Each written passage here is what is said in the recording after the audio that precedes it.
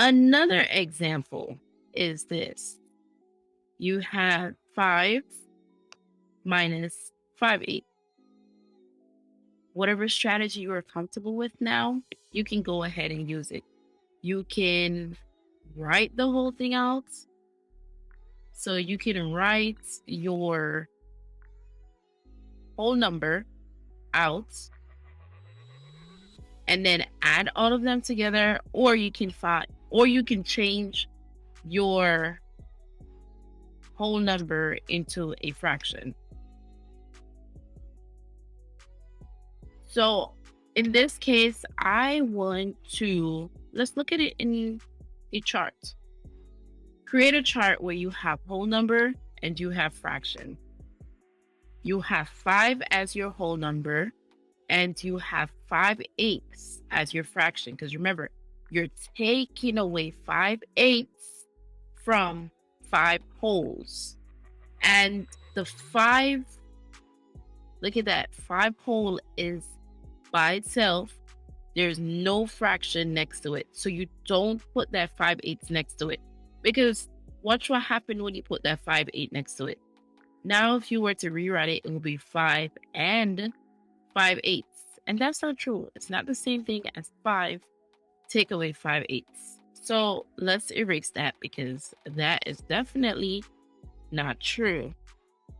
And now let's continue. You create your chart, which is your 5 on the top in your whole and the 5/8 in your fraction. And look, now since we don't have anything here, what we need to do is now put something here, right? We don't have anything. Now we need to put something here. But watch, you have your whole right here. And now we can subtract from our whole because you can take away anything from your whole. But we only need one fraction there. If you take away 1 from 5, you're left with 4. But what are we going to do with that whole that we now take away? Now we have this one whole over here. Can we put the one whole here in fraction land?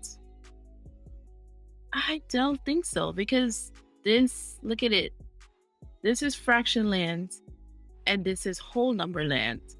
You don't want to put whole number into fraction land, and you don't want to put fraction into whole number land.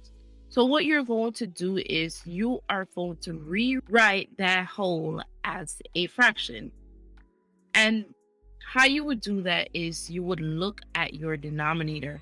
Your denominator is telling you how to rewrite it. And we already know how to do that because remember we said when we have our 5 wholes or our 5 cakes or our 5 race cars or 5 notebooks, whatever you want to call it, we have 5 wholes. And remember, you can write each whole as a fraction by doing 8/8 because you break it up into 8 parts.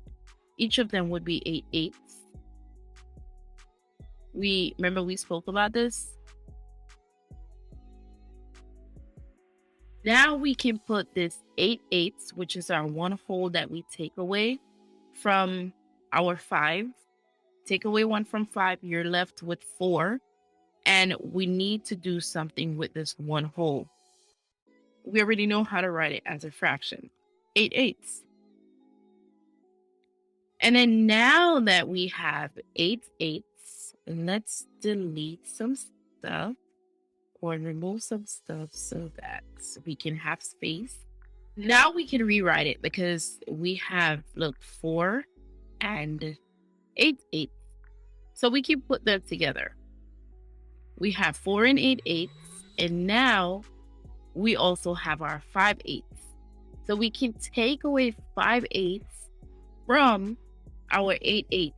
And whenever you have a whole number and a fraction, remember we call that a mixed number. So this is called a mixed number.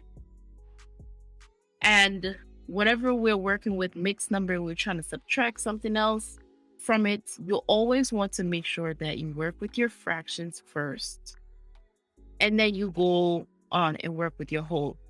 So we already have saved denominators.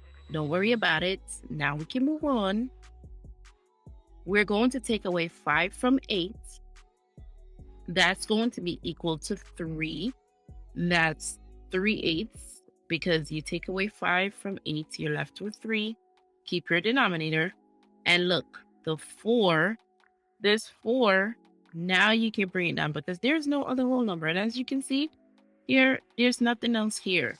So we can just rewrite your fraction and then bring down your whole number. And your answer is 4 and 3/8. Look at that. Another strategy that we just learned to do. Let's look at another example using the chart method.